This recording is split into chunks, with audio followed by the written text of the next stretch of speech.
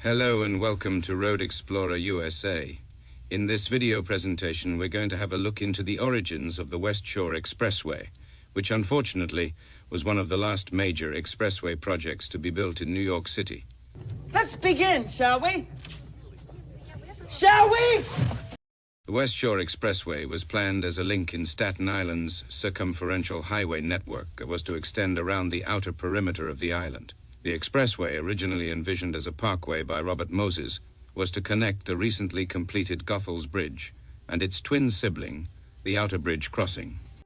Eventually, plans for the West Shore Parkway were changed to an expressway, as Robert Moses and other city planners sought to transform Staten Island's vast marshlands into areas that could be developed for industry, much like New Jersey had done on their side of the Arthur Kill when Standard Oil constructed a vast oil refinery on top of more than 700 acres of wetlands.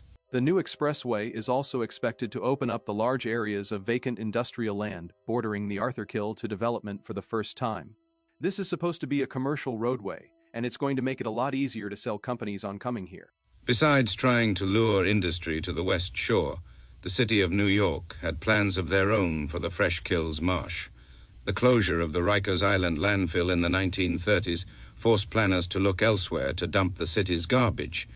In 1946, New York City purchased 2,200 acres of tranquil marsh along Fresh Kills. Within 2 years, residential waste was being dumped on top of land adjacent to the estuary. Some of the land would be used for their envisaged West Shore Expressway. Reclamation of the presently unusable land in the vicinity of the Fresh Kills, which are now being filled in, will make substantial areas for development.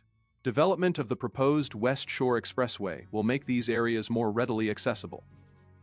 In 3 years, there will be enough landfill dumped here for the express highway, and maybe enough left over for a private flying field. It will map out one definite, very much needed highway, close to the Arthur Kill, not right alongside it, but near it. The city misled the public by assuring them the landfill would only be open for 2 to 3 years until they could build more incinerators. But it was later discovered the government had planned all along on keeping the landfill open for much longer. They even expanded it almost immediately upon its opening. At the dawn of the 1950s, engineers began preliminary planning of the West Shore Expressway, and by the mid-1950s, the path of the highway was mapped. Construction of a bridge over Fresh Kills began in 1955 by the City of New York and was completed by 1959. Delays on the rest of the expressway ensued throughout the early 1960s, with planners prioritizing the construction and completion of the Clove Lakes Expressway to coincide with the opening of the Verrazano Narrows Bridge. However, one change was made. The original interchange between the anticipated Richmond Parkway and the approach to the Outerbridge Crossing was shifted slightly north and east to avoid the condemnation of 32 homes. Work on the expressway eventually began by the summer of 1967. The thick and soggy muck adjoining the highway made conditions difficult for construction crews. The first contract for the West Shore Expressway has been let, and construction crews are busy clearing the West Shore marshes for surveying teams. The engineers revealed that construction gangs had begun dredging the muck from the marshlands near the South Avenue exit of the Staten Island Expressway. New fill will be put in place for the roadbed. Under present construction schedules, the filled and graded route for the expressway will be allowed to settle for several months to allow the subsoil to become stabilized. The community of Rossville felt the harshest impact from the highway. Over 20 homes were razed so the expressway could pass through. Albert Woglam of 12 Hervey Street says, "The expressway split up the town, so now you have to go in circles to visit friends and neighbors on the other side." While they were building the expressway, the earth-moving machines came so close, they knocked the shingles off our front porch, loosened the foundation, and now water gets into the basement. Some residents supported the expressway, claiming it would take trucks off of local streets that were badly degraded. However, some people in Rossville feel the expressway will benefit the town by taking heavy commercial traffic to the outer bridge off Arthur Kill Road, which is already badly in need of repair.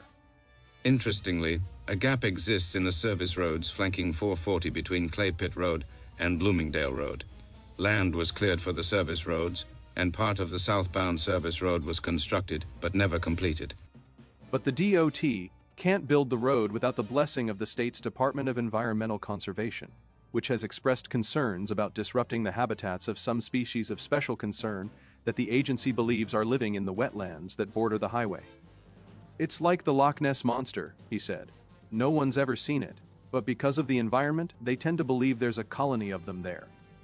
But as hundreds of cars spew emissions into the air near the habitat, it's causing more harm for the environment by not doing it than by doing it," Molinaro said. "Let's meet their concerns head-on. If there's a salamander there, let's see if it's there." The entire 8.3-mile West Shore Expressway opened in October of 1976. From start to finish, the project took about 20 years to complete. The regional director of the Transportation Department had this to say about the new West Shore Expressway when it first opened.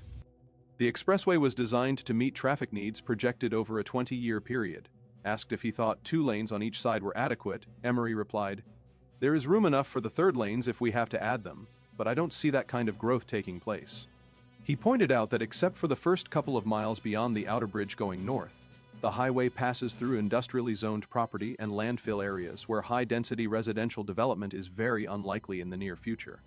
The West Shore Expressway originally was intended to stretch further south to the unbuilt South Shore Drive, but it never even made it to Highland Boulevard.